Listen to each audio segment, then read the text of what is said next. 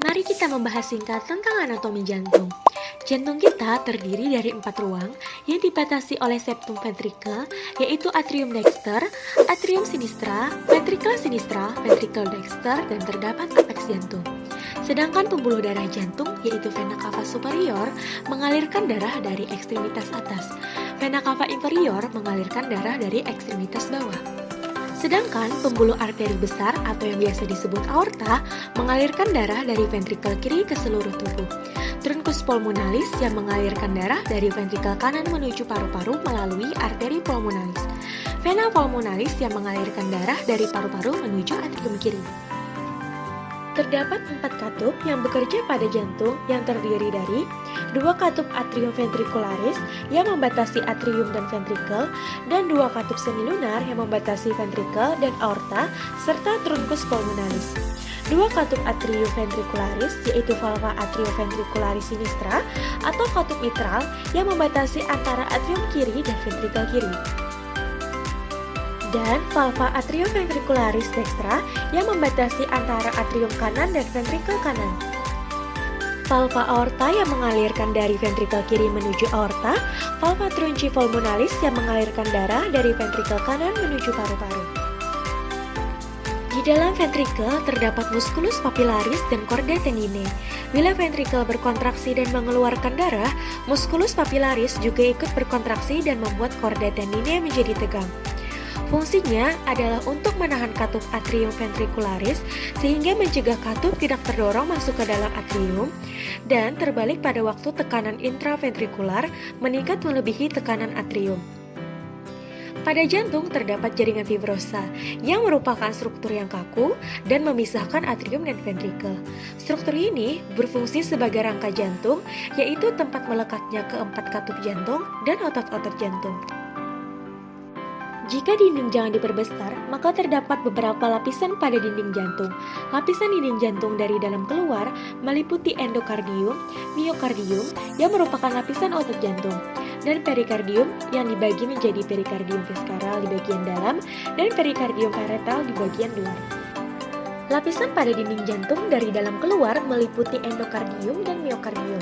Miokardium yang merupakan lapisan otot jantung dan perikardium yang dibagi menjadi perikardium visceral pada bagian dalam dan perikardium parietal pada bagian luar. Di antara dua lapisan ini terdapat rongga perikardium yang berisi cairan perikardium, di mana fungsi cairan ini mengurangi gesekan antara perikardium setiap kali jantung berdenyut. Di dalam miokardium terdapat banyak mitokondria yang berfungsi untuk menghasilkan energi untuk mempertahankan kontraksi ritmis dan terus-menerus dari otot jantung. Guna untuk mempertahankan fungsi miokardium, banyak kapiler yang memperdarahi miokardium tersebut, yaitu satu kapiler untuk satu serat miokardium. Jika kita perhatikan ketebalan ventrikel kiri lebih tebal dibandingkan ventrikel kanan. Nah, mengapa otot ventrikel kiri lebih tebal dibandingkan dengan otot ventrikel kanan? Hal ini dikarenakan otot ventrikel kiri memiliki tugas yang lebih berat, yaitu memompahkan darah ke seluruh tubuh. Oleh karena itu, membutuhkan kekuatan yang lebih besar dibandingkan ventrikel kanan. Jantung memiliki tugas yang sangat penting, yaitu untuk memompahkan darah kaya akan oksigen ke seluruh tubuh dan mengembalikan darah kaya akan karbon dioksida dari tubuh ke paru-paru untuk pertukaran udara. Nah, bagaimana sirkulasi darah dalam jantung tersebut? Sirkulasi di jantung mulai dari atrium kanan, di mana di sini merupakan muara dari vena cava superior dan vena cava inferior yang membawa darah kaya akan karbon dioksida. Selain itu, darah akan dialirkan menuju ventrikel kanan melalui katup atrioventricularis dextra. Dan setelah itu, darah akan dipompakan keluar menuju ke paru-paru melalui arteri pulmonalis. Di dalam paru-paru dan jantung akan masuk ke dalam kapiler, di mana darah yang kaya akan karbon dioksida ini akan mengalami pertukaran dengan oksigen yang akan kita hirup. Oksigen dari luar akan ditukarkan dengan karbon dioksida yang dibawa oleh darah dari jantung, sehingga darah yang tadinya kaya akan karbon dioksida menjadi kaya akan oksigen, dikarenakan proses pertukaran yang terjadi. Dan kemudian akan mengalir ke atrium kiri melalui vena pulmonalis.